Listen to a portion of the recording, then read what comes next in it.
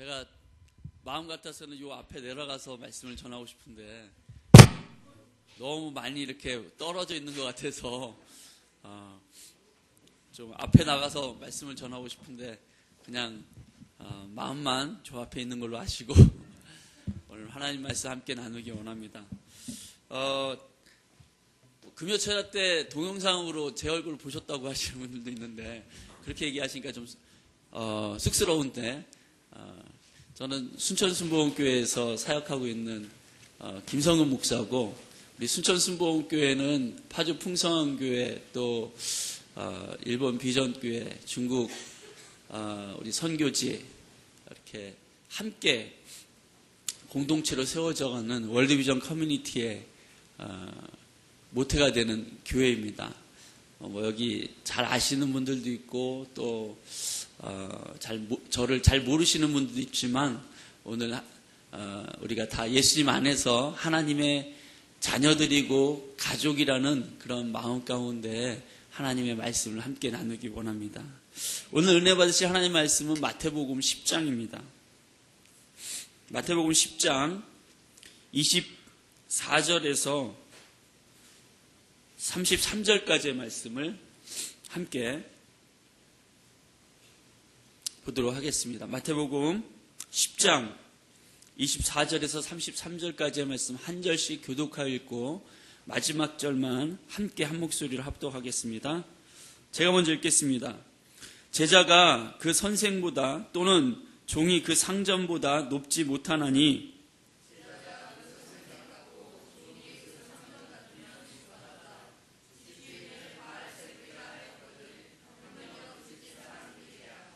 그런즉 그들을 두려워하지 말라. 감추인 것이 드러나지 않을 것이 없고 숨은 것이 알려지지 않을 것이 없느니라.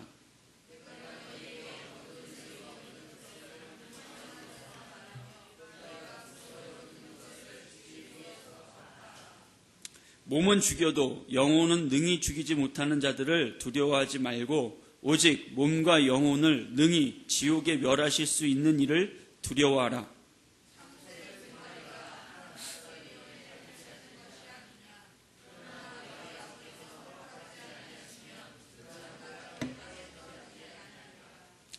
너희에게는 머리털까지 다 세신 바 되었나니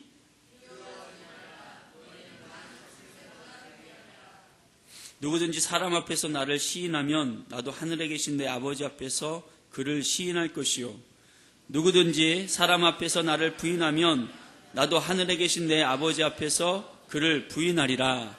아멘. 아멘. 함께 읽은 말씀을 가지고 두려워하지 말라라는 제목으로 하나님 말씀 함께 나누기 원합니다.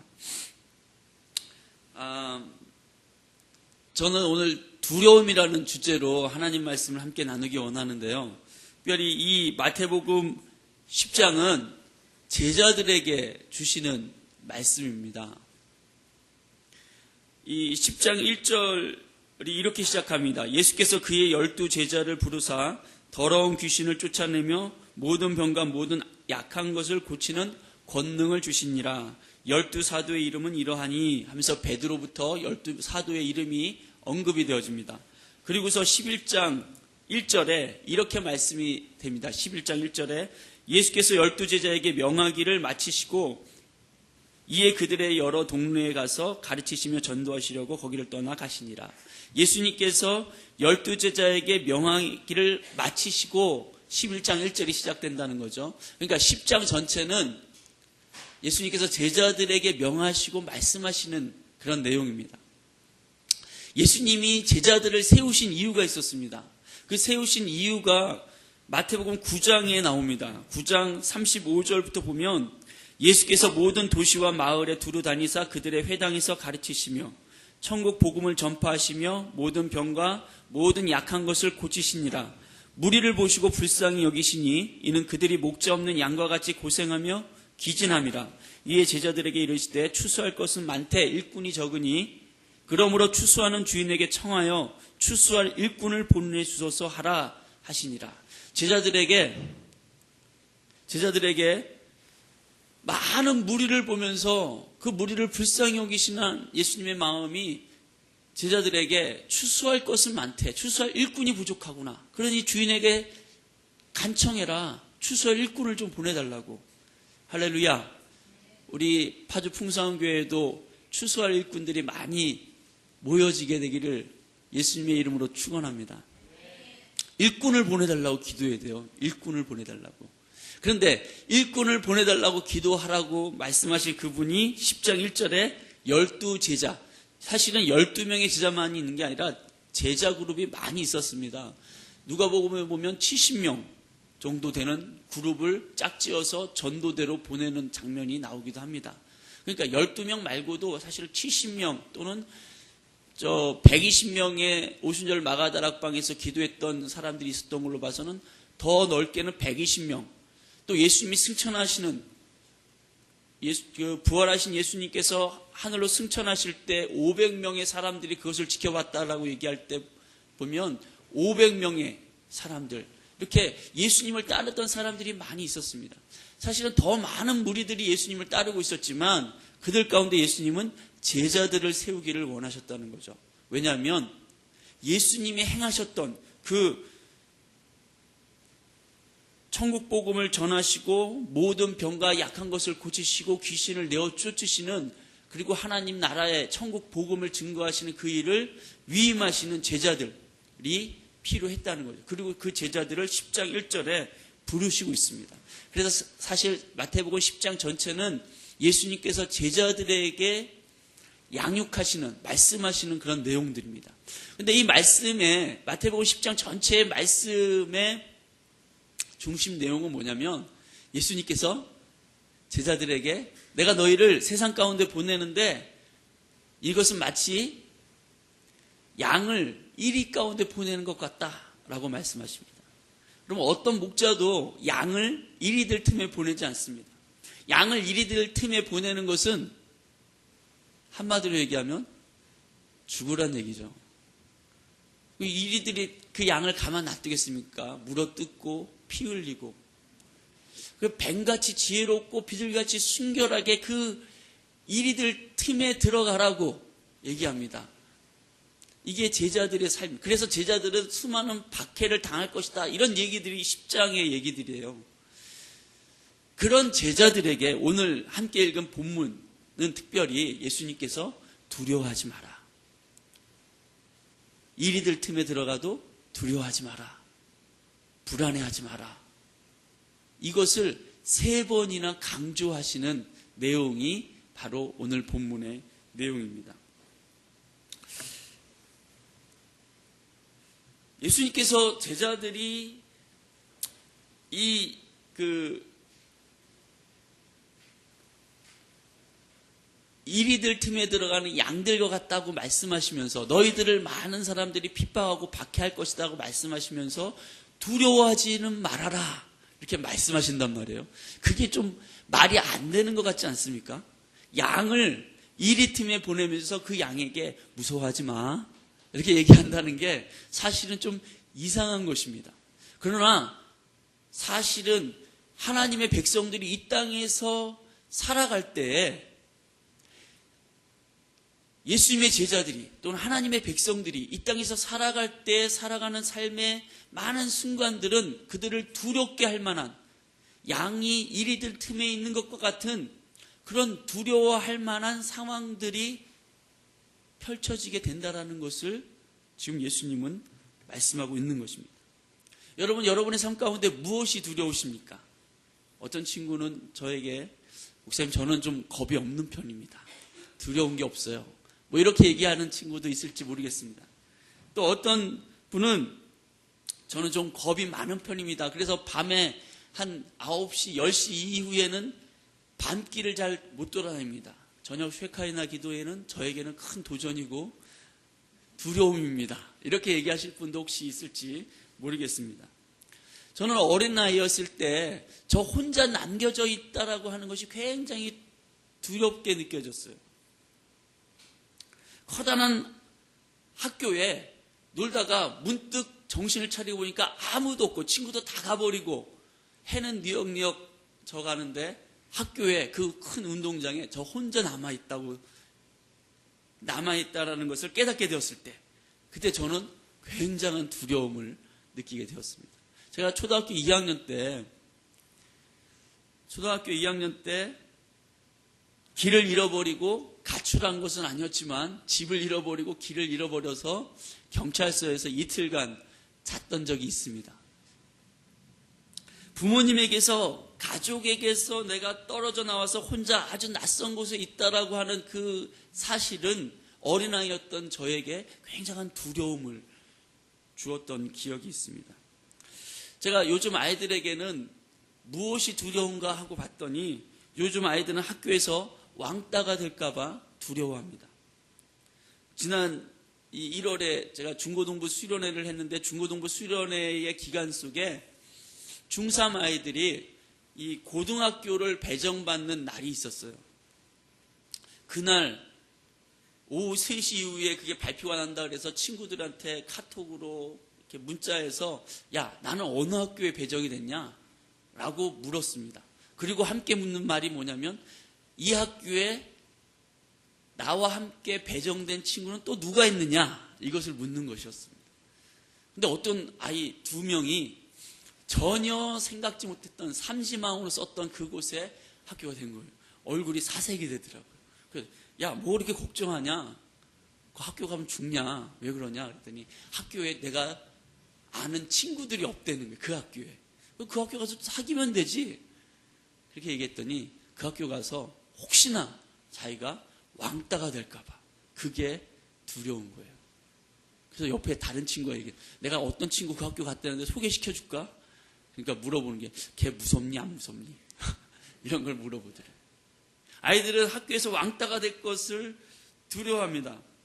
최근에 오랫동안 아이를 가지지 못했던 부부가 아이를 가지게 되고 출산하게 됐습니다.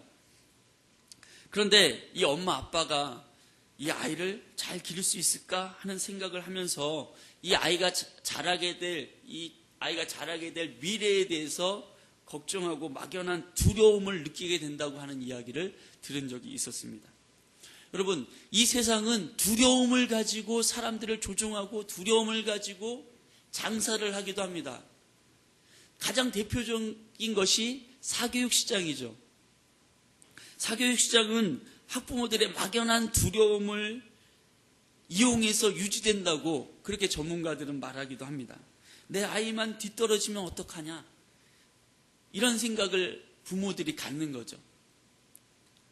어떤 유명한 영어 학원에 미국에서 몇 년 동안 살고 영어를 공부한, 그래서 영어가 상위권에 되는 아이가 레벨 테스트를 봤는데 그 아이의 레벨이 중하위권으로 나온다는 거예요. 그 학원에 가면. 그래서 얘 이 정도, 다른 애들 다 이 정도는 한다. 얘 이 정도 가지고는 서울대, 연대, 고대 못 간다. 막 이러면서 겁을 준다는 거예요. 사실은 시험을 제대로 쳐보면 상위권에 속하는 아이인데도 학원에서는 그 아이가 그 실력으로는 좋은 대학에 못 간다고 겁을 줌으로써 부모가 그 학원에 아이를 등록시키도록 그렇게 만드는 게 사교육 시장이라는 거죠. 부모가 조금 자기 자신의 소견을, 신념을 가지고서 그래도 나는 이렇게 해보겠다라고 얘기하면 한마디 더 한다 그러잖아요. 어머니, 이 분야에서 누가 전문가이신 줄 아시죠? 이렇게 한마디 하면 이제 전문가는 이분들이라고 생각하니까 마음이 어려워지고 그들의 말에 따라야 될 것처럼 생각하기도 합니다. 보험은 또 어떻습니까? 보험 시장도 사실 따지고 보면 사람들의 마음에 있는 두려움, 있을지도 없을지도 모를 그 사고를 미리 대비하라고 그 막연한 두려움을 자극해서 이 사람들이 보험을 들도록 유도하는 것이 보험이라고 생각합니다. 물론 보험이 나쁘다는 얘기가 아닙니다. 혹시 보험에 관련된 분들은 어렵지 않으시기 바랍니다. 저도 보험에 몇 개 들어놨어요. 어쨌든 사람들의 마음에 두려움을 자극해서 경제활동이 이루어지는 것들이 많이 있다는 거죠. 최근에 제가 재작년에 이사하고 나서 전화를 한 3번 똑같은 전화를 받았는데 그게 뭐냐면 아파트 화재보험에 들르는 거예요.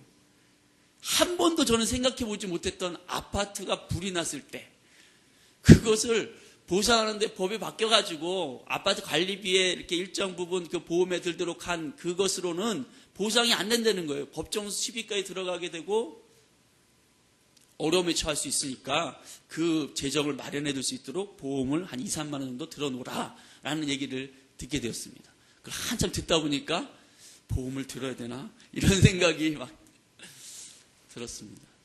예전에 가입하지 않았던 수많은 보험들, 운전자 보험 하나 가지고도, 자동차 보험, 종합보험 하나 가지고도 안 돼서 이제는 운전자 보험도 따로 들어야 되는, 사람들의 두려움을 자극합니다. 선수들, 우리 여기 운동하는 분들도 많이 있으니까 어떻습니까? 여러분들 시합 나갈 때 때로는 두려움에 사로잡히게 되면 이 시합에서 내가 떨어지게 된다든가 뭐 어떤 일 때문에, 징크스 때문에 내 마음에 두려움이 사로잡히게 될 때 여러분 생각이 어떻습니까? 지금까지 잘 기량을 준비해왔던 것을 100% 활용할 수 있습니까? 그렇지 않습니다. 아이는 친구나 가족을 잃고 혼자 될 것에 대해서 두려워하고, 청년은 암울한 미래에 대해서 내가 어떻게 사회에 적응하고 이렇게 가정을 이끌고 나가야 될까 미래에 대해서 두려워하기도 하고, 부모들은 이 어려운 세상에 아이들을 어떻게 자녀들을 잘 키울 수 있을까 두려워하게 되고, 세상은 사람들의 마음을 이 두려움을 통해서 조정하려고 하는 것이 아닌가 하는 생각이 들 정도로 두려움은 우리 삶의 주변에 만연해 있는 것이기도 합니다. 여러분은 무엇이 두려우십니까? 우리는 잊혀지는 것, 홀로 있게 되는 것, 거절당하는 것, 상처받는 것, 실패하거나 실수하게 되는 것, 어려움 가운데 빠져드는 것, 이런 것들을 두려워합니다. 두려움은 국어사전을 찾아보니까 위협이나 위험을 느껴서 마음이 불안하고 조심스러운 느낌, 조심스러운 상태, 이렇게 설명하고 있습니다. 여러분, 무엇의 위협이나 위험을 느껴서 마음이 불안하고 조심스러워지게 됩니까? 여러분, 두려움이라는 것은 모두 나쁜 것인가요? 그렇지는 않습니다. 아이가 낭떠러지인 줄 모르고 위험천만한 곳에, 위험한 난간에 다가가서 거기서 막 놀다가 그곳이 위험한 자리라는 것을 깨닫게 되면 그 자리에서 멈추게 됩니다. 거기서 물러나게 됩니다. 때로는 아이가 위험한지 모르고 막 자동차가 막 다니는데 막 뛰어다니고 이러면 엄마가 소리를 확 질러서 아이의 마음에 강제적으로도 두려운 마음을 줍니다. 거긴 위험해. 돌아와. 멈춰라. 위협이나 위험을 느끼는 것은 우리를 안전하게 보호하는 역할을 한다는 것입니다. 그러나 거짓된 정보나 대상으로 말미암은 그런 거짓된 두려움에 사로잡히면 우리는 얼음땡 아시죠? 얼음이 되어버립니다. 얼어버립니다. 잘못된 두려움 때문에 죽음을 자초하는 일도 있습니다. 냉동 창고에 갇힌 어떤 사람의 이야기를 제가 잘 알고 있습니다. 실화인지 어떤지는 잘 모르겠지만 어떤 사람이 냉동 창고에 갇혀서 자신이 그곳에서 점점 얼어가고 죽어가고 있다고 벽에다가 이렇게 기록을 남기면서 죽었습니다. 다음날 발견해보니까 이 사람이 죽어 있는 거예요. 그러나 사실 그 냉동 창고는 냉각기가 고장이 나 있었다고 하는 것입니다. 그 사람의 생각에서부터 그런 두려움 가운데 빠져서 자신의 몸이 마치 얼어가고 있는 것처럼 경직됨을 느끼는 거예요. 그냥 추위를, 한기를 그냥 생각 속에서, 두려움 속에서 느끼면서 호흡이 가빠졌고 얼어 죽는다는 생각 속에서 그가 죽게 되었다는 것입니다. 그래서 우리 조상들은 이런 속담을 사용하기도 했습니다. 호랑이 굴에 들어가도 정신만 차리면 살 수 있다. 이런 말이 생기기도 했습니다. 보통 호랑이 굴에 들어가서 살아남을 수 있는 사람은 다니엘 정도 되는 사람 아니고서는 없습니다. 그러나 호랑이 밥이 되기 전에 먼저 두려움의 밥이 되는 것을 피해야 한다라는 속담인 것 같습니다. 어쨌든 말처럼 호랑이 굴에 들어가서 두려움으로부터 내 마음을 지키는 것, 정신을 차리고 있는 것, 그것은 말같이 쉬운 것은 아닌 것 같습니다. 오늘 본문에 두려워하지 말라라고 말씀하시는 이 예수님은 두려움이라는 것이 무엇인지를 알고 계실까요? 그것을 이해하고 계신 분일까요? 예수님이 이 땅에 인간의 몸을 입고 계시는 동안에 두려움 가운데 마음이 흔들린 적이 있었을까 하는 생각을 해보게 됩니다. 성경에 예수님이 두려워하시더라, 이런 구절 보셨나요? 보신 적 없으실 겁니다.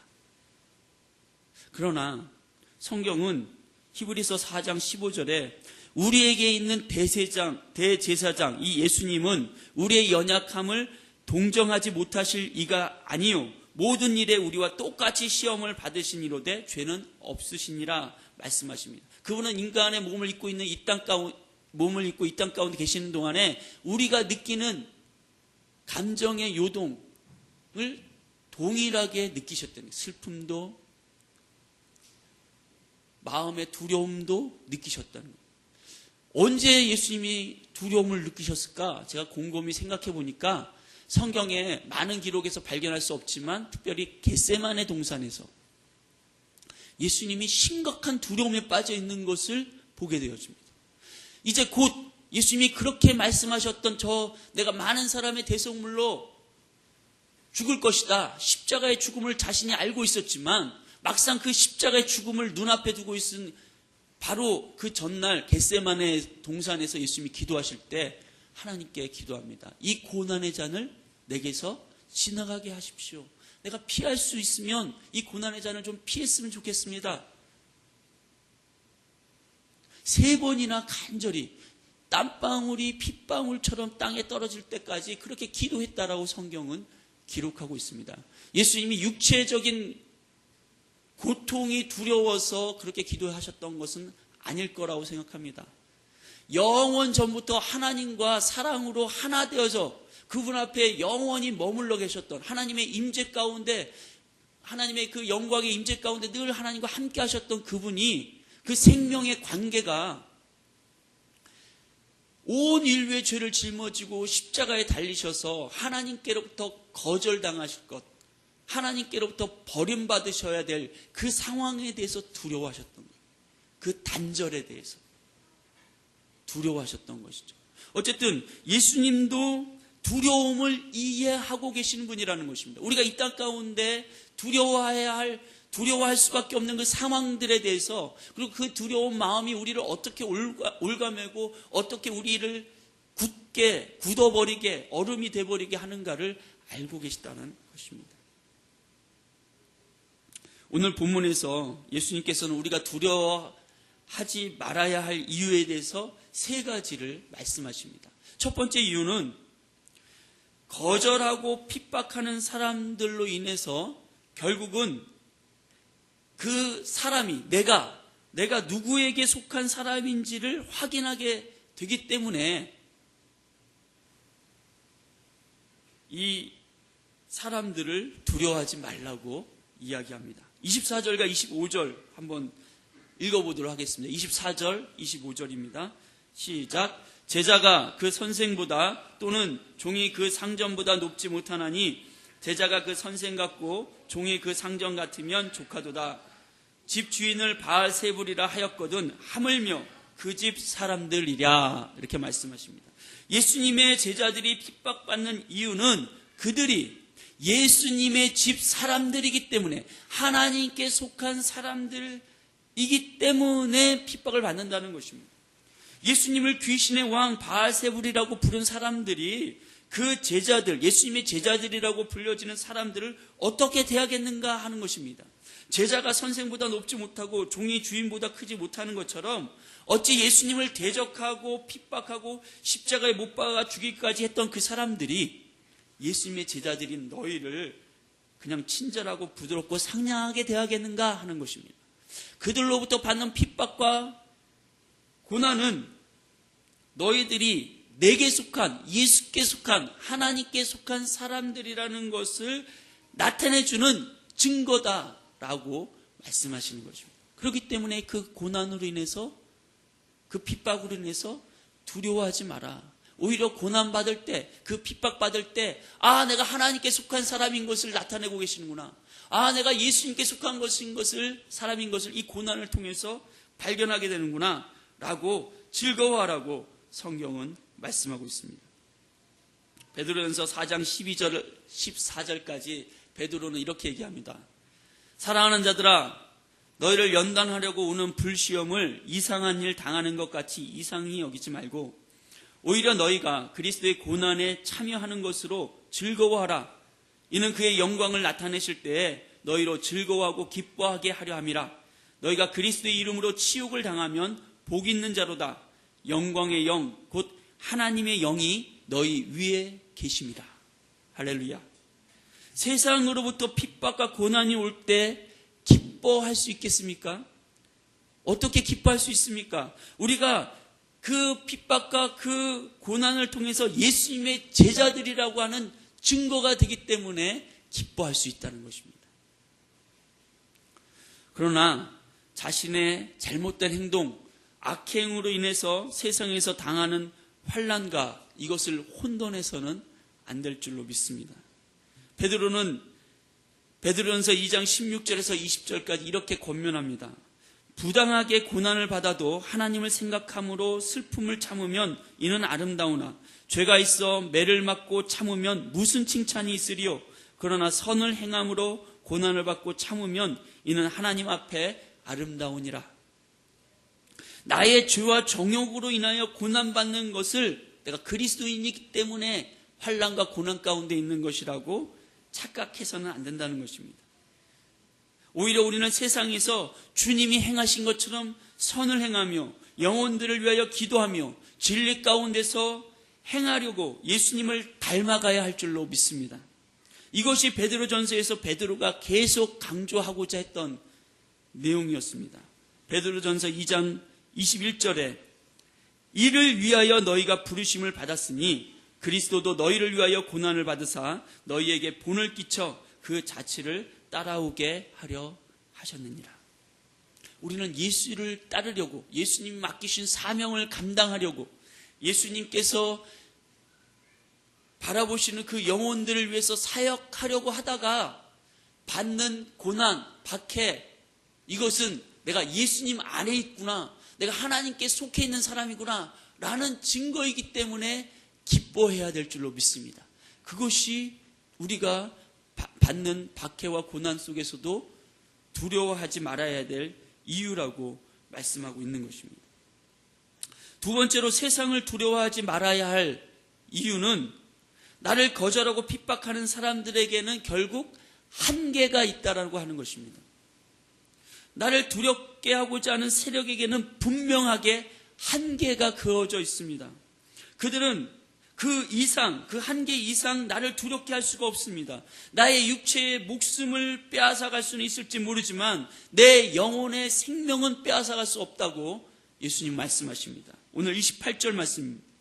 마태복음 10장 28절에 몸은 죽여도 영혼은 능히 죽이지 못하는 자들을 두려워하지 말고 오직 몸과 영혼을 능히 지옥에 멸하실 수 있는 이를 두려워하라 라고 말씀하십니다.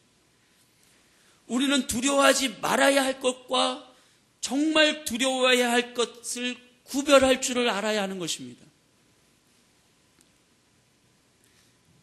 우리를 두렵게 하려고 하는 세상, 우리를 두렵게 하려고 하는 그 사람은 한계가 있어요. 우리를 두렵게 할 수 있는 것에 한계가 주어져 있습니다. 그러나 거짓된 두려움에 속게 되어지면 세상이 보여지는 그것들에 우리가 두려워해서 속게 되어지면 진짜 두려워해야 할 그분에 대해서 망각하게 되어지고 잘못된 행동을 하게 되는 것입니다. 모세와 함께 출애굽을 했던 이스라엘 백성들이 광야를 거쳐서 이제 가나안 땅을 눈앞에 두고 모세가 이스라엘의 지파의 각 대표를 뽑아서 12명의 사람들을 하나님이 약속하신 축복의 땅 가나안에 정탐하도록 보내는 이야기를 우리가 잘 알고 있습니다. 그때 그 땅을 정탐하고 돌아온 12명의 정탐꾼들 중에서 갈렙과 여호수아를 제외하고는 10명의 정탐꾼 모두가 가나안 땅 거민들로 인한 두려움에 사로잡히게 되었습니다. 그들에게 가나안 땅의 거민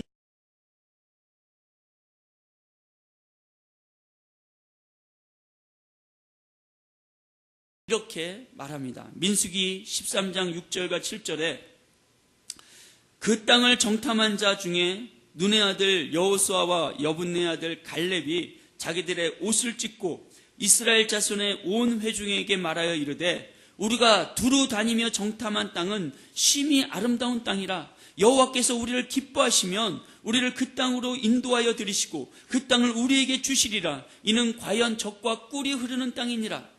다만 여호와를 거역하지 말라. 또 그 땅 백성을 두려워하지 말라. 그들은 우리의 먹이라. 그들의 보호자는 그들에게서 떠났고 여호와는 우리와 함께 하시느니라. 그들을 두려워하지 말라 하나.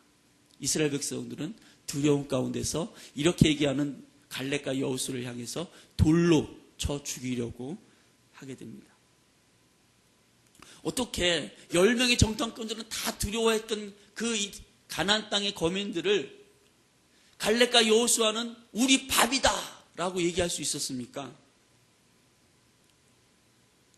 여러분, 우리가 어떻게 세상에 눈에 보이는 그 거짓된 두려움에 속지 않고 그것을 이길 수가 있겠습니까? 그것은 세상에 보여주는 그 문제, 그 어려움, 그 환경, 그 사람들보다 하나님을 더 크게 보려고 하는 것에서 시작되는 줄로 믿습니다. 세상은 나의 몸만 해할 수 있지만 하나님은 그보다 더 크신 분이라는 것입니다. 문제와 어려움, 나를 두렵게 하는 사람들보다 더 크신 하나님을 볼 수 있는 힘을 우리가 기르는 것이 필요한 줄로 믿습니다. 운동하시는 분들이 가장 중요하게 생각하는 것들 중에 하나는 훈련입니다. 훈련. 왜냐하면 자꾸 반복해서 훈련해야지 내가 아는 대로 그 시간에 그것을 행할 수 있기 때문에 그렇습니다.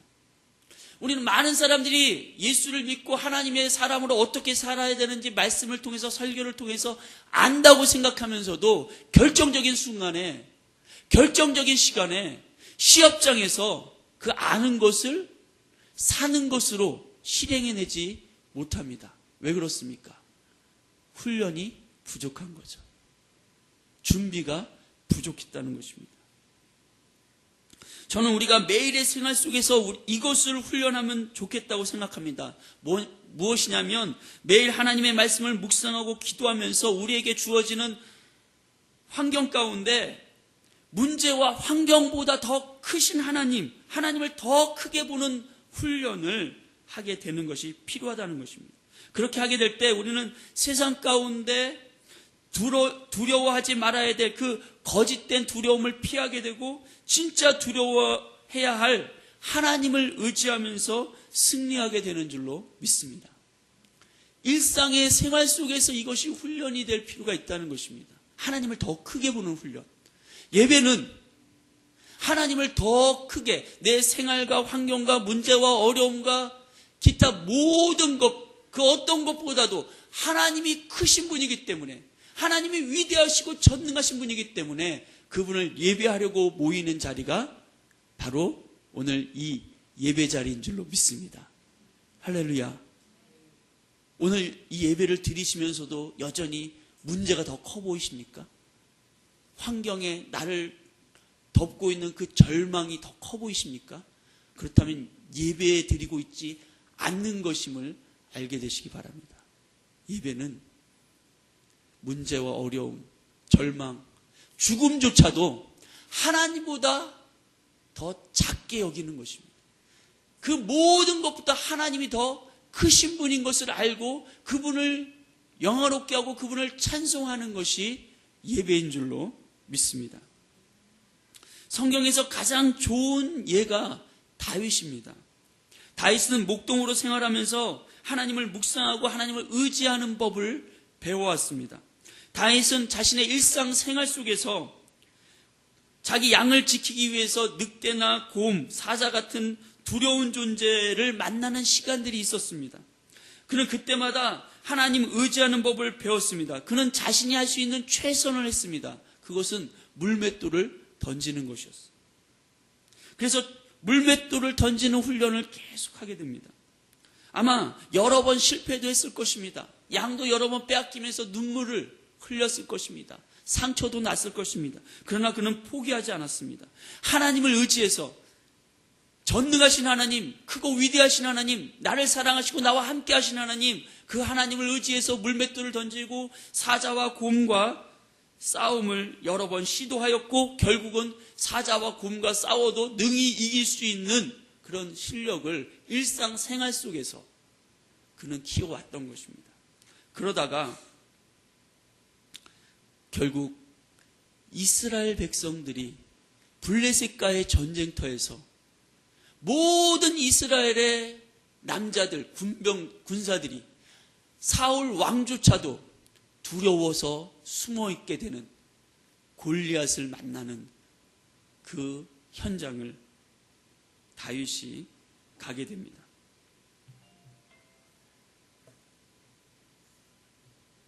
골리앗은 모든 이스라엘 사람들을 다 두려움 가운데 빠뜨릴 만한 그런 위협적인 존재였습니다. 소년, 목동 출신인 다윗이 감히 나설 수 없는 그런 존재였습니다.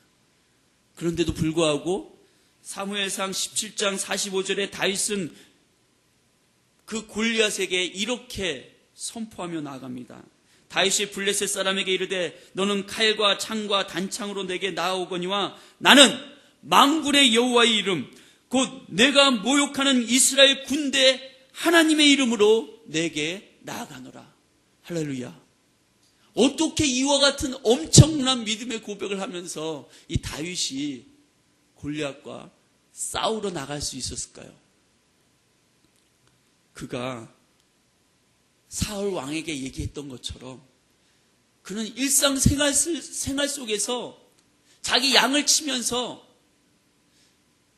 나의 목자 되신 하나님을 묵상하고 그 양을 보호하기 위해서 물맷돌을 사자와 곰에게 던지면서 그 사자 입에서 양을 빼앗아 나오면서 그가 일상생활 가운데서 문제와 어려움, 절망보다 더 크고 위대하신 하나님을 묵상하고 그 하나님을 의지하고 그 하나님을 신뢰해서 살아가는 법을 일상생활 속에서 배워왔기 때문에 골리앗과 같은 큰 문제를 만났을 때도 이와 같이 담대하게 선포할 수 있었던 것입니다.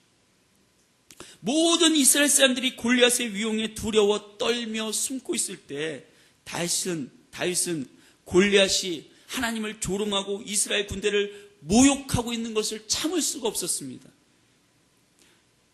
다윗은 일상생활에서 하나님이 어떤 문제, 어떤 어려움보다 더 크고 위대하신 하나님으로 보는 그런 훈련이 계속되어져 왔기 때문에 골리앗을 보고 두려워하기보다는 골리앗의 그 말을 듣고 마음에 분노가 치밀어 올랐던 것입니다. 그래서 골리앗과 싸우게 되었던 것입니다. 두려움은 우리의 아는 것을 얼어붙게 해서 사는 것으로, 행하는 것으로 가는 것을 방해합니다. 일상에서 하나님의 말씀을 묵상하며 하나님을 신뢰하고 의지하는 법을 매일매일의 삶 가운데 배운 사람은 두려워하지 말아야 할 것과 정말 두려워해야 할 것을 구별할 줄 아는 것입니다. 그래서 갈렙과 여호수아처럼 오직 하나님 한 분만을 두려워하고 그분만을 크고 위대하며 전능하신 분으로 생각하기 때문에 가나안 땅의 그 엄청나게 큰 거민들 10명의 정탐꾼들의 객관적인 자료를 통해서 모두 다 그들은 거인이고 우리는 메뚜기다라고 얘기했던 그 거인을 우리의 밥이라고 얘기할 수 있게 되어진 줄로 믿습니다. 하나님은 우리가 이 땅에서 만나는 크고 작은 모든 전쟁이 다 하나님께 속해 있다라고 하는 사실을 우리가 깨닫게 되기를 원하십니다. 그래서 우리의 일상의 크고 작은 전쟁들을 치르게 하시는 것입니다. 문제는 그때마다 우리는 그 문제와 어려움, 우리를 두렵게 하는 그것들 속에서 마치 물 위를 걸어가는 것과 같은 그런 믿음을 발휘해야 한다는 것입니다. 여러분, 믿음의 삶은 도전이고 모험인 줄로 믿습니다. 하나님께서 창세기 12장에서 아브라함을 부르시면서 너의 본토 친척 아비 집을 떠나서 하나님이 지시할 땅으로 가라고 말씀하십니다. 사실 아브라함은 이때부터 믿음의 여정이 시작되었습니다. 그때부터 아브라함의 인생은 모험이었고 그것이 우리의 신앙생활이라고 저는 그렇게 생각을 합니다. 예수님께서 제자들이 갈릴리 바다 위에서 폭풍을 만나 밤새도록 힘겹게 노젓고 있는 모습을 기도하시면서 보게 되었고, 그래서 그 제자들에게 무리를 걸어서 찾아가십니다. 제자들이 다 귀신이다 놀라서 무서워할 때 예수님 말씀하십니다. 두려워하지 마라. 나다. 예수다. 그것을 본 베드로가 예수님, 정말 예수님이시라면 나를 명하여 이 무리를 걸어오게 하소서라고 요청합니다. 예수님은 그 베드로에게 오라라고 말씀하시죠. 베드로는 무리를 한 발, 두 발 걷기 시작합니다. 물론 험한 파도, 물 위를 내가 걷고 있다니 하면서 물 보면서 그 물속에 빠져들어갔다고 성경은 이야기합니다. 믿음의 삶은 크고 작은 물 위를 걷는 것입니다. 우리 삶에 하나님께서 여러 가지 문제와 어려움, 사건과 환경들, 절망적인 상황들, 때로는 죽을 것 같은 그런 시간들을 통해서 믿음으로 사는 법, 문제와 환경과 어려움보다 더 하나님을 크고 위대하고 전능하신 분으로, 이 환경을 하나님이 다스리고 계신 분으로 그렇게 보는 것을, 보고 믿음으로 그 무리를 걷는 것을 훈련하도록 우리를 이끄시는 줄로 믿습니다. 때로는 우리를 두렵게 하는 그 환경과 사람과 사건들을 하나님 말씀을 의지해서 걸어가다가 베드로처럼 물에 빠지기도 합니다. 그러나 기억하십시오. 물 위를 걸어봤던 제자는 베드로밖에 없었습니다. 이 경험은 베드로에게 엄청난 믿음의 자산이 되었습니다. 무엇이 물 위를 걷게 하는가를 그는 알았습니다. 뱃속에 안전지대에 숨어있던 제자들은 물 위를 어떻게 걷는지를 몰랐습니다. 그러나 베드로는 알았습니다. 때로는 실패하기도 하지만 일상에서 매일 하나님의 말씀을 의지해서 걷게 되는 그 물 위를 걷는 시간들이 모여서 때로 골리앗보다 하나님이 더 크게 보이는 은혜를 우리가 경험하게 될 줄로 믿습니다. 저거 무모한데 저 미친 것 아니야? 하루 강아지 범 무서운 줄 모른다더니 안 됐군 이라고 세상이 조롱할지 몰라도 하나님을 크고 위대하고 전능하신 하나님으로 아는 사람들은 환경이 어떻든 상황이 어떻든 그 자리를 하나님을 예배하는 자리로 바꾸는 능력이 주어지게 되는 줄로 믿습니다. 세 번째로 우리가 두려워하지 말아야 할 이유를 예수님은 하나님께서 나를 아시고 다스리고 계시기 때문이라고 말씀하십니다. 29절에서 31절까지를 한번 읽겠습니다. 29절에서 마태복음 10장 29절에서 31절입니다. 같이 읽겠습니다. 시작. 참새 두 마리가 한 아사리온에 팔리지 않느냐? 그러나 너희 아버지께서 허락하지 아니하시면 그 하나도 땅에 떨어지지 아니하리라. 너희에게는 머리털까지 다 세신 바 되었나니 두려워하지 말라. 너희는 많은 참새보다 귀하니라.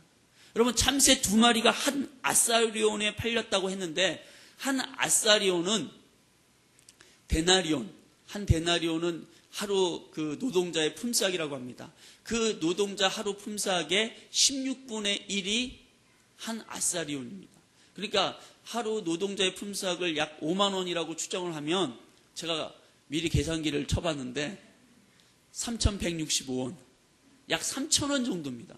3,000원이면 지금 우리가 할 수 있는 것은 라면을 하나 사 먹는다든지 커피 한 잔을 사 먹는 거죠.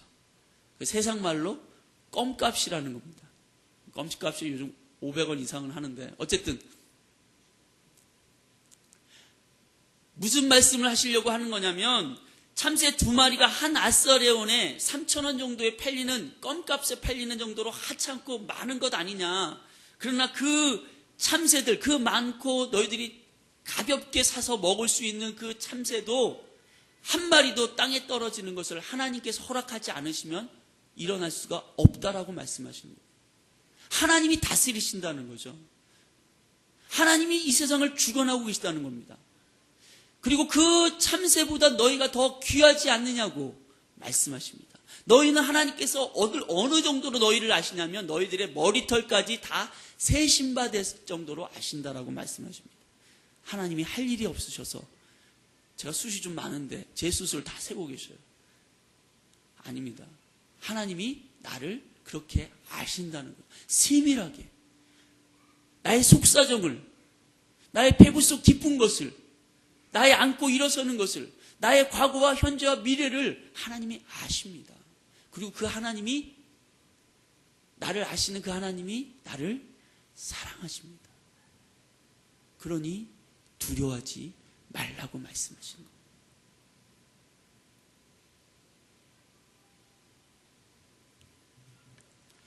결국 우리가 일상에서 하나님을 의지하고 신뢰하고 하나님을 어떤 문제와 어려움과 절망의 순간들보다 더 크고 위대하시며 전능하신 분으로 바라보고 나아갈 때 우리는 세상의 거짓된 두려움에서 벗어나기 시작합니다. 그리고 하나님만을 예배하는 진정한 예배자가 되어집니다. 문제와 환경의 절망 가운데 낙심에 빠지는 사람은 기도가 식어지게 됩니다. 기도하지 않게 되어집니다. 그것이 예수님께서 누가복음 18장에서 절망하지 않고 낙심하지 않고 계속해서 기도하는 비유를 말씀하신 이유이기도 했었습니다. 하나님이 하실 수 있습니다. 하나님이 나의 아버지이십니다. 하나님은 나의 기도에 역사하시는 분이십니다. 라는 것을 아는 사람만이 기도할 수 있는 것입니다. 하나님을 크고 위대하고 전능하신 하나님, 내 삶을 다스리시고 나의 모든 이 땅 가운데 행하는 전쟁은 다 하나님께 속했다는 것을 아는 사람들이 하나님께 부르짖어 기도할 수 있게 된다는 것입니다. 모세가 이스라엘 백성들이 여호수아와 함께 전쟁에 나갔을 때 아론과 훌을 데리고 전쟁터가 한눈에 보이는 곳에 올라가서 하나님께 기도하였습니다. 그때 모세의 손이 올라가 있으면 전쟁에서 여호수아가 승리하고 그의 손이 내려가면 전쟁에서 패하는 일을 모세가 경험하게 되었습니다. 결국 아론과 훌이 모세의 양손을 붙잡고 내려오지 않도록 도와줘서 그 전쟁에서 승리하게 됩니다. 하나님은 모세에게 이 사실을 기록해서 여호수아가 이것을 외워서 기록할 정도로 되게 하라고 말씀하십니다. 출애굽기 17장 14절에 여호와께서 모세에게 이르시되 이것을 책에 기록하여 기념하게 하고 여호수아의 귀에 외워 들리라. 딱지가 붙을 정도로 여호수아가 알아야 될 것, 전쟁은 여호와께 속했다. 할렐루야. 내 삶과 환경을 다스리시는 분은 하나님이시다. 그분이 나를 이기게 하신다. 그렇다고 전쟁터에 나가지 않고 기도만 하라는 것은 아니죠. 전쟁터에 나가야 됩니다. 그러나 그 전쟁터에서 내가 하나님을 크고 위대한 분으로 알고 있는 사람, 그것이 일생의 삶 가운데 계속해서 훈련되고 준비된 사람은 골리앗을 만난다 할지라도 담대함을, 내가 싸우는 게 아니라 내 안에 계신 예수께서 나를 통해서 싸우신다라는 확신 가운데 달려들 수 있게 되는 줄로 믿습니다. 하나님은 여호수아가 모든 전쟁은 하나님께 속한 것임을 깨닫도록 이렇게 말씀하신 것입니다. 하나님께서 어찌 여호수아에게만 해당되는 이야기를 이렇게 말씀하시겠습니까? 다윗도 수많은 전쟁, 목동이었을 때부터 사자와 공가의 그 전쟁에서부터 골리앗의 전쟁에 이르기까지 그 수많은 전쟁이 모두 다 하나님께 속한 것임을 깨닫게 되지 않았습니까? 그래서 아까 읽어드렸던 그 골리앗을 향해서 선포했던 사무엘상 17장 46절 이후에 46절 47절에 다윗이 이렇게 고백하는 것을 보게 됩니다. 오늘 여호와께서 너를 내 손에 넘기시리니 내가 너를 쳐서 내 목을 베고 블레셋 군대의 시체를 오늘 공중의 새와 땅의 들짐승에게 주어 온 땅으로 이스라엘의 하나님이 계신 줄 알게 하겠고 또 여호와의 구원하심이 칼과 창에 있지 아니함을 이 무리에게 알게 하리라. 전쟁은 여호와께 속한 것인즉 그가 너희를 우리 손에 넘기시리라. 할렐루야. 여러분, 매일의 삶 속에서 하나님을 바라보십시오. 지금 이 예배의 자리에서 하나님을 크고 위대하고 전능하신 분으로 바라보시기를 예수님의 이름으로 축원합니다. 하나님은 우리의 신음소리를 듣고 계시며 우리의 간구소리를 듣고 계십니다. 하나님이 나와 함께 하신다는 것을 아는 믿음이 세상을 이기게 되는 것입니다. 거짓된 두려움을 극복할 수 있는 방법, 그것은 내가 하나님을 문제와 어려움보다 더 크게 보려고 하기 시작할 때 일어나게 됩니다. 여러분에게 주님이 오늘 말씀하십니다. 너희에게 어떤 문제가, 어려움이, 절망이, 죽음이 기다리고 있느냐? 어떤 사람들이 너희를 두렵게 하고 있느냐? 그것 내가 이해하지 못해서 얘기하는 것은 아니다. 다 이해한다. 알고 있다. 그러나 두려워하지 말아라. 내가 너와 함께하고 있다. 나는 너의 하나님이 됨이 하나님이다. 내가 너의 기도를 듣고 있다. 나를 봐라. 믿음의 주여 온전케 하시는 예수 그리스도를 바라봐라. 그리고 그가 세상의 어떤 문제와 어려움, 질병과 죽음과도 비교할 수 없는 크고 위대한 분이신 것을 너가 믿음 가운데 고백하며 그 절망의, 두려움의, 문제의 물 위를 담대하게 걸어가 봐라. 내가 너를 도와주리라. 말씀하시는 줄 믿습니다. 기도하겠습니다. 주님, 오늘 제자들에게 주님이 두려워하지 말라고 말씀하십니다. 두려워하지 말아야 될 이유에 대해서 3번이나 언급하십니다. 우리를 박해하고 어려움 가운데 빠지게 하는 것은 우리가 예수님의 제자인 것을 나타내는 증거이기 때문에 그것을 기뻐할 수 있음을 고백합니다. 우리가 예수님께 속해 있지 않았다면 이런 어려움과 문제도 없었을 것입니다. 그러나 내가 예수님의 사람이기에, 구원받은 하나님의 백성이기에, 하나님이 사랑하시고 기뻐하시는 자이기에 이 문제와 어려움이 있는 줄로 믿습니다. 또한 이 문제는, 어려움을 주는 것은 분명하게 한계가 주어져 있고 그 한계 너머에 그것보다 더 크고 위대하신 분이 하나님이신 것을, 하나님이시기 때문에 이 문제로 어려워하고 두려워하지 않겠습니다. 주님, 내가 이 문제의 물 위를 걷는 가운데 하나님이 어떤 분이신지, 하나님의 성품을 알아가게 되고, 하나님이 나를 다스리시고 나를 아시고 나와 함께 하시는 분, 이 전쟁이 하나님께 속한 것임을 깨달아 알게 하시는 분이신 것을 배우게 될 줄로 믿습니다. 주님, 두려워하는 마음, 거짓된 두려움, 세상이 주는 것에 두려워하지 아니하고 정말 두려워해야 할 분, 하나님을 두려워할 줄 아는 지혜로운 하나님 백성 되어지도록 우리를 축복하여 주시옵소서. 주님께서 우리 가운데 함께 하심을 감사하며 예수님의 이름으로 기도합니다. 우리 같이 이 찬양을 좀 하고 싶습니다. 여러분 잘 아는 찬양인데요, 주만 바라볼지라라고 하는 찬양입니다. 하나님의 사랑을 사모하는 자, 하나님의 평안을 바라보는 자가 누구입니까? 하나님께 찬양과 경배하고 하나님의 선하심을 닮아가고자 하는 자가 누구입니까? 바로 저와 여러분들인 줄로 믿습니다. 할렐루야. 우리의 모든 것 창조하신 우리 주님이 우리를 얼마나 사랑하시는지 우리를 자녀 삼으셨습니다. 지금 하나님 사랑의 눈으로 우리를 바라보시고 하나님의 인자한 귀로서 우리에게 기울이고 계십니다. 우리 주님을 바라보시기 바랍니다. 주만 바라볼지라 자기 자신의 영혼에게 그렇게 이야기하시면서 이 찬양을 우리 주님께 드리겠습니다. 하나님의 사랑을 사모하는 하나님의 사랑을 사모하는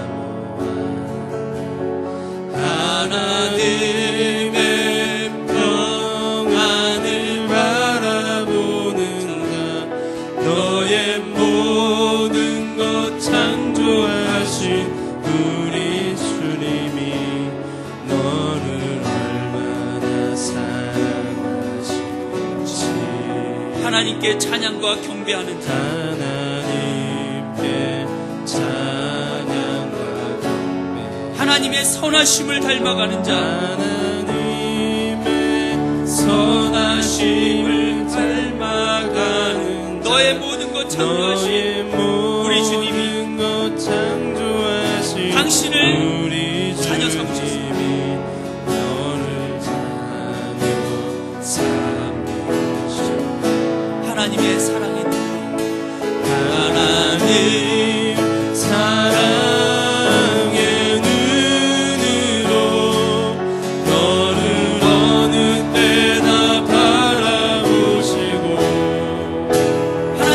향기로서 우리의 기도를 듣고 계십니다. 인자한 귀로서 언제나 너에게 기울이시니 어두움에 밝은 빛을 비춰주시고 너의 작은 신음에도 응답하시니 어느 곳에 있든지 주를 향하고 주만 바라. 이 시간 우리 주님의 이름 한번 부르고 간절히 기도할 때 주님, 내가 주님을 바라봅니다. 나의 크고 위대하고 전능하신 하나님을 바라보기 원합니다. 우리 주님의 이름 한번 부르고 기도하겠습니다. 주여, 살아계시고 역사하시는 전능하신 하나님, 내가 만나는 어떤 문제, 어떤 환경, 나를 두렵게 하고 절망케 하는 어떤 환경 가운데 하나님이 크고 위대하시며 전능하신 하나님 그것을 잊지 아니하게 하여 주옵소서. 주님, 내 마음의 눈을 떠서 주의 영광을 보기 원합니다. 주님을 바라보기 원합니다. 주님이 죽음조차도 이기신 주님, 사망의 권세를 깨뜨리신 주님, 어떤 절망의 무덤도 열어져 주시는 주님, 주님을 바라봅니다. 믿음의 주에 온전케 하시니 예수 그리스도를 내가 오늘 예배 속에서 바라보고 내가 내 삶의 매 순간순간마다 주님을 바라보며 나가길 원합니다. 그래서 주님이 믿음으로 우리를 걸라고 말씀하시는데 우리를 걸라고 합니다. 주님 우리에게 너의 본토 주장을 하느님을 떠나서 내가 주지 않다고 가라고 말씀하시는데 내가 믿음에 호흡을 하기를 원합니다. 도전을 하기를 원합니다.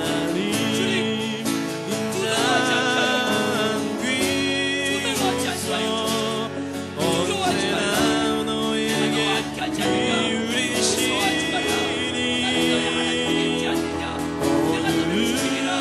내가 너를 보호하리라. 나는 너의 하나님을 비춰주시고 세상의 주님, 너의 작은 신음에도 응답하시니 너의 믿음이 어려운지 어느 곳에 있든지 주를 향하고 믿음의 주에 온전케 하시는 예수 그리스도를 볼지라 매일의 삶, 하나님 사랑의 눈으로 너를 강권하여 주시옵소서. 바라보시고 살아계신 자, 역사하신 하나님, 전능하신 하나님을 찬양합니다. 인자한 귀로서 너를 어느 때나 어두움에 밝은 빛을 비춰주시며 어둠에 밝은 빛을 비춰주시고 너의 작은 신음에도 응답하시니 어느 곳에 있든지 주를 향하고 주만 바라보지 다시 한번 고백합시다. 어두움에 밝은 빛을 비춰주시고 어둠에 밝은 빛을 비춰주시고 너의 작은 신음에도 응답하시는 작은 신음에도 응답하시니 어느 곳에 있든지 주를 향하고 주만 바라볼지라.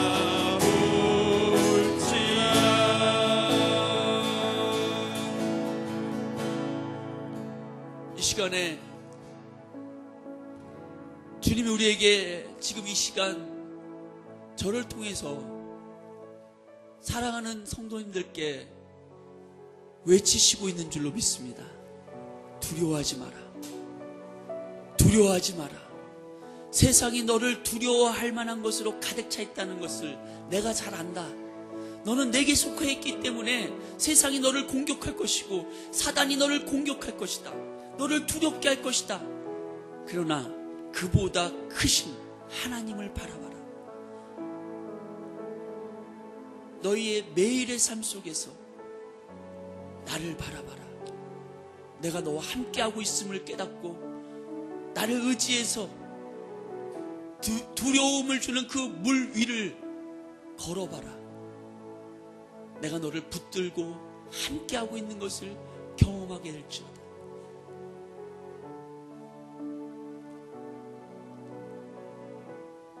두려워하지 마라. 나는 너의 하나님이다. 내가 너와 함께하고 있다. 내가 너의 기도를 통해서 지금도 일하고 있고 앞으로도 일할 것이다.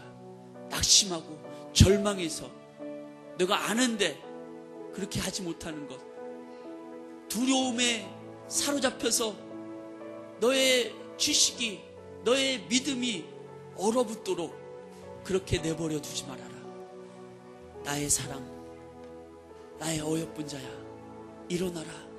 일어나서 함께 걷자. 내가 너와 동행할 것이다. 오늘 주님께서 우리 가운데 오셔서 이렇게 말씀하시는 줄로 믿습니다. 이 말씀이 주님 저에게 주시는 말씀으로 내가 이 말씀을 받겠습니다. 그렇게 고백하는 분들은 가슴에 손을 얹어 주시기 바랍니다. 제가 여러분들을 위해서 축복하며 기도하겠습니다. 살아계신 하나님, 주님, 제가 이 땅 가운데 여호수아처럼, 갈렙처럼, 다윗처럼 내가 매일의 삶 가운데서 매일에 내게 부딪히는 크고 작은 그 전쟁들이 다 하나님께 속해 있는 것을 깨닫게 되기를 소원합니다. 내가 두려움으로, 세상이 주는 거짓된 두려움에 속아서 내가 하나님의 말씀도 알고 하나님도 안다고 생각하면서도 믿음으로 살지 못하는 그 모든 순간들을 이 시간에 회개하며 주님께 내려놓습니다.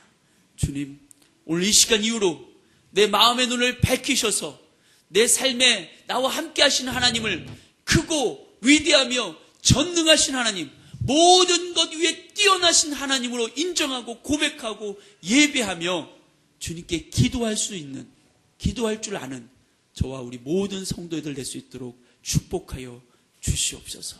오늘 가슴에 손을 얹고 주님의 은혜를 간구하는 당신의 사랑하는 백성들, 당신의 사랑하시는 자녀들 가운데 은혜를 부어주시고 믿음을 더하시고 성령에 충만케 하셔서 두려움 가운데 예수님을 버리고 떠났던, 도망갔던 그 제자들이 오순절날 성령의 충만한 가운데 마음의 담대함으로 영의 눈이 밝아져서 전능하신 하나님, 모든 것 위에 뛰어나신 하나님, 죽음과 사망도 깨트리시고 이기신 하나님, 그 승리하신 하나님을 의지해서 담대하게 복음을 증거하였던 것처럼 주님, 우리도 오늘 이 시간 하나님의 말씀을 통해서 성령이 물 붓듯이 부어지게 하시고 성령의 충만한 가운데 세상에 돌아가서 하나님이 그 어떤 문제와 어려움과 절망보다 크신 하나님이라고 고백하며 믿음의 삶을 살아갈 수 있도록 축복하여 주시옵소서.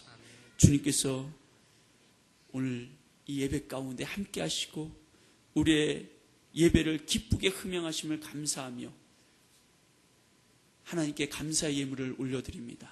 주님, 이 예물이 사용되어지는 곳마다 하나님 나라가 견고하게 세워지게 하시고 세상을 두려워하지 아니하는 당신의 제자들로 인해서 하나님 나라가 이 땅 가운데 힘있게 선포되어지고 증거되는데 이 물질이 아름답게 쓰여지도록 축복하여 주시옵소서. 드린 손길들마다 하나님께서 갑절의 은혜를 부어주시고 이 땅 가운데서 하나님이 부어주시는 부요함과 풍성함을 누리고 그것으로 인해서 가난하고 소외된 자들 하나님의 복음으로 살려낼 수 있는데 이 물질을 아낌없이 쓸 수 있는 귀한 믿음의 거부들이 일어나게 하여 주시옵소서. 하나님께서 우리와 함께 하시고 우리를 사랑하여 주심을 감사하고 살아계신 우리 주 예수 그리스도의 이름으로 축복하며 기도드리옵나이다. 아멘. 아멘. 우리 다 같이 일어나셔서 우리 사용하셔서 찬양하시면서 목사님 축도하심으로 오늘 예배를 마치겠습니다. 우리에게 소원이 있네. 우리에겐 소원이 하나 있네. 주님 다시 오실 그날까지 우리 가슴에 새긴 주의 십자가 사랑 나의 교회는 사랑케 하네. 주의 교회를 향한 우리 마음 희생과 포기와 가난과 고난 하물며 죽음조차 우릴 막을 수 없네. 우리 교회는 이 땅에 이만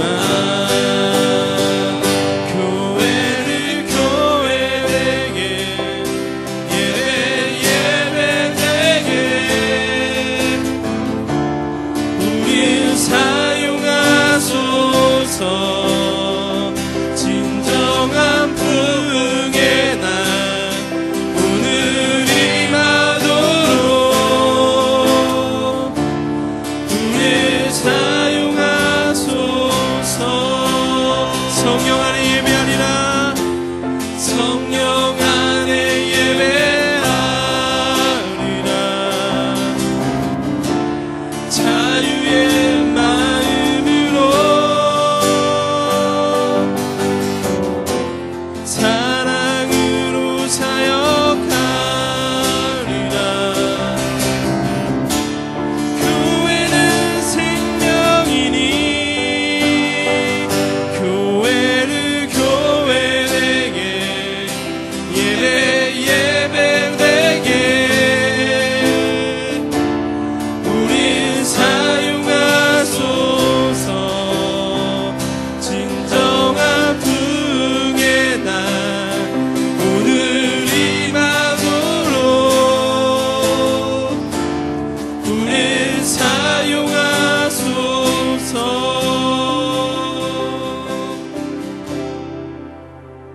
사용하소서. 지금은 우리 주 예수 그리스도의 놀라우신 은혜와 하나님 아버지의 극진하신 사랑과 보혜사 성령님의 내주 교통 충만 역사하심이 오늘 세상을 두려워하지 아니하고 오히려 세상 가운데 나와 함께 하시는 크고 위대하시며 전능하신 하나님, 당신을 두려워하며 주님을 의지하며 나아가기로 결단한 우리 모든 사랑하는 성도님들의 삶의 자리에, 가정의 사업장 위에, 자녀들과 생활 범사 위에 이제로부터 영원토록 함께 하실지어다. 아멘. 아멘.